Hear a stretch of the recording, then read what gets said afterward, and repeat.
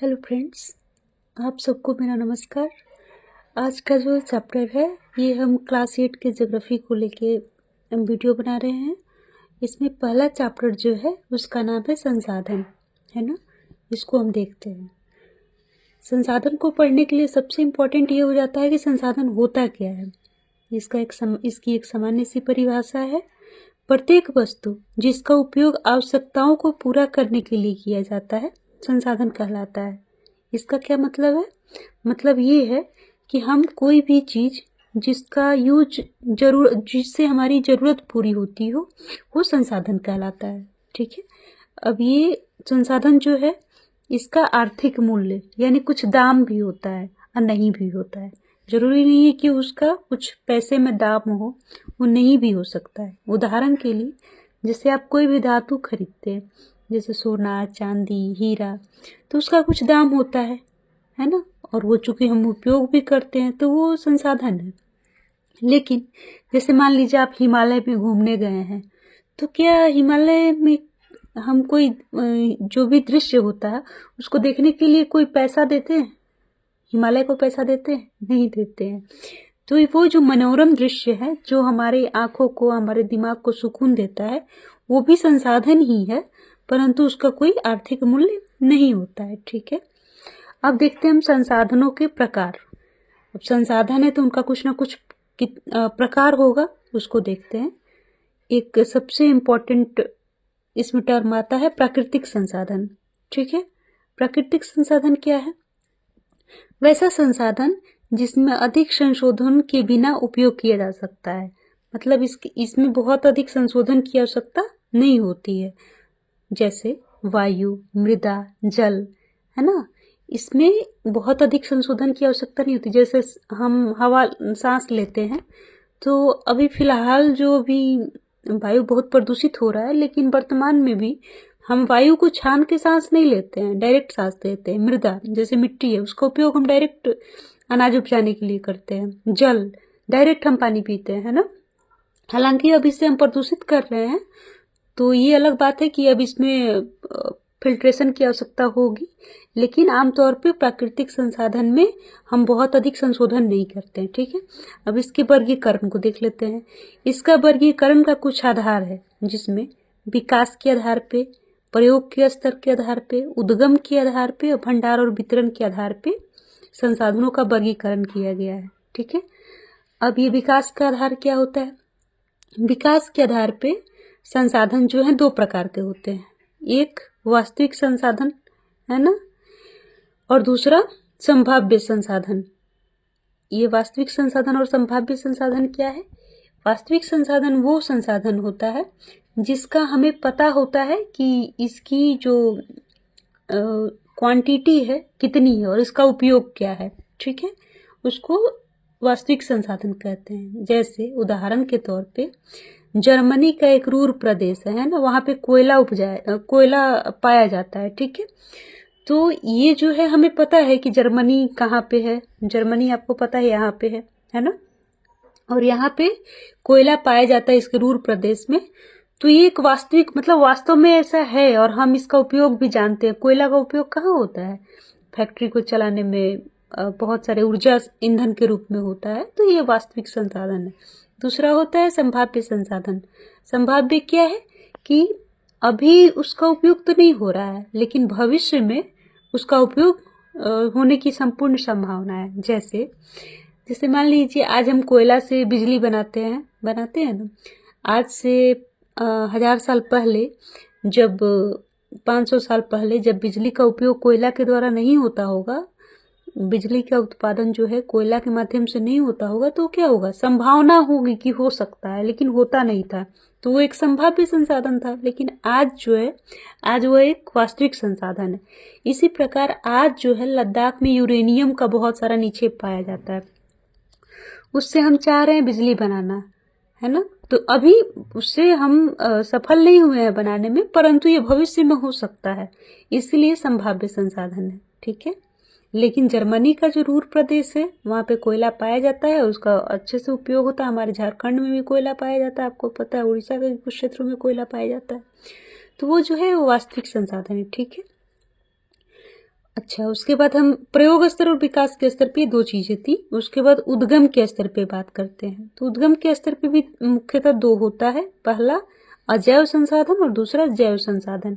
यानी जो जो निर्जीव हो, है ना, जैसे हवा, जल, मृदा, है ना, कोई खनिज, है ना, ये जो होगा ये अजैव संसाधन होगा, ठीक है।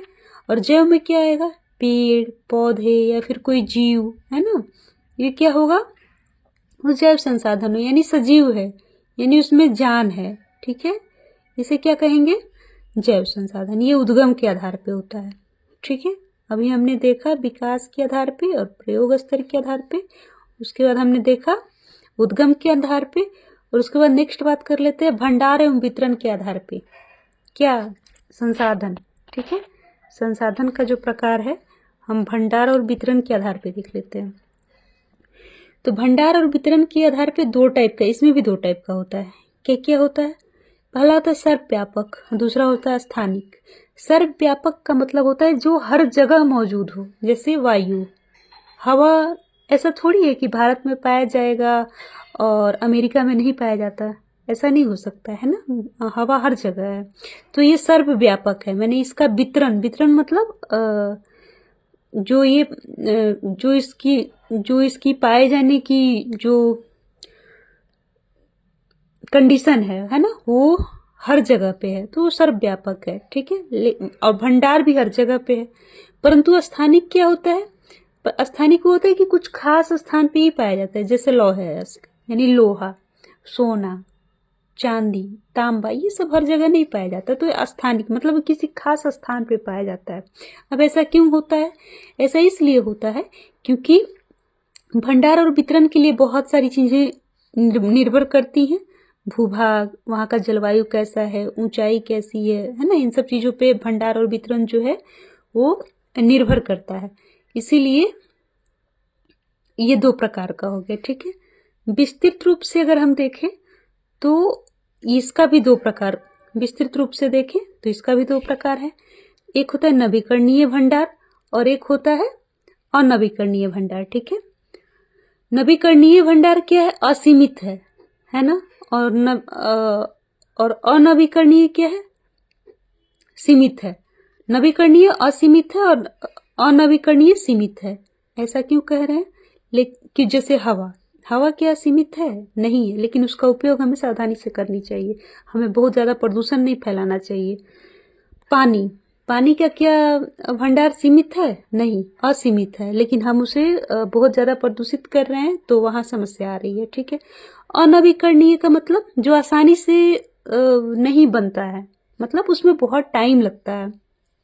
और मानव का जीवन एक कंडीशन में कि ज्यादा दिन, तो आदमी कितना दिन, बहुत ज्यादा तो 100 साल जिएगा, लेकिन इसके बनने में, वैसे संसाधन जिसको बनने में कम से कम हजारों साल, लाखों साल लग जाए, वो अनवीकरणीय संसाधन होता है, ठीक है। इसमें क्या क्या आ जाएगा, जैसे कोयला आ सकता है, पेट्रोलियम आ सकता है ना। ये आसानी से बहुत जल्दी नहीं बनते हैं, लेकिन इसको बनने के लिए हजारों लाखों साल का समय लग जाता है, ठीक है। उसमें कुछ फैक्ट दिया हुआ है।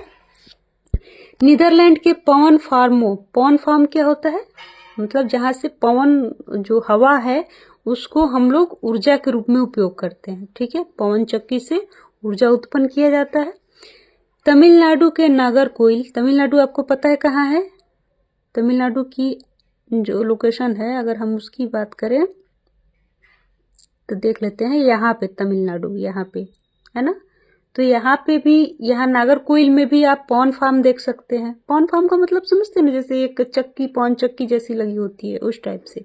गुजरात का तट, यहाँ पे गुजरात का तट है, ये सब एरिया, ये सब यहाँ भी पॉन चक्की लगा हुआ है। एक वर्ड आया था इसमें, पेटेंट, ठीक है। पेटेंट का मतलब क्या होता है, किसी विचार अथवा आविष्कार पर एकमात्र अधिकार। जैसे अब इसको हम जरा एक उदाहरण से समझते हैं। जैसे मान लीजिए कि कोई चीज कोई बनाता है, जैसे मान लीजिए जिसने भी पंखा बनाया, ठीक है, चाहे ये कलम, मान लीजिए जिस कंपनी ने बनाया है ना, जिस भी कंपनी ने इस पेन को बनाया या फिर इस कॉपी को बनाया, तो ये कॉपी बनाने का जो इसका एक पेटेंट का मतलब, जैसे इसका जो विचार है, इस पेन को बनाने का जो आइडिया है, ये लिंक कंपनी है ना, इसका है। तो ये इस रूप में जो भी पेन आएगा वो लिंक कंपनी के माध्यम से जाना जाएगा। क्यों? क्योंकि मान लीजिए कल होके हम पेन बनाए, हम भी कहने लगे कि नहीं ये भी लिंक है, तो कैसे माना जाएगा? तो फिर वो उस पेटेंट की चोरी हो जाएगी। इसीलिए जिसने भी बनाया है, आविष्कार किया है, जिसका कोई थॉट है, विचार है ना। जैसे मान लीजिए किसी ने पहली बार पंखा बनाया, तो पंखा बनाने का जो पहली बार बनाया तो उसका हक हुआ, उसी को पेटेंट कहा जाता है। ऐसा नहीं कि हम आप ये में से कोई कहे कि हमने पंखा बनाया तो वो सही हो जाएगा, नहीं। वो जिसने बनाया उसी का अधिकार होगा, वो एकमात्र अधिकार होगा, उसी को पेटेंट कहा जाता है। ठीक है, आप इसका स्क्रीनशॉट ले सकते हैं, ले लीजिए। मैं उम्मीद करती हूँ कि आप लोग घर पे अच्छे से पढ़ रहे होंगे, वीडियो के माध्यम से समझ रहे होंगे, और प्लीज़ इसे आप ज़रूर रिवाइज करें, घर पे अच्छे से मन लगा के पढ़ें, और निरंतर प्रयास करने से आपको सफलता अवश्य रूप से मिलेगी। अगर वीडियो से आपको हेल्प मिल रहा है तो प्लीज़ वीडियो को शेयर करें और सब्सक्राइब करें। Thank you.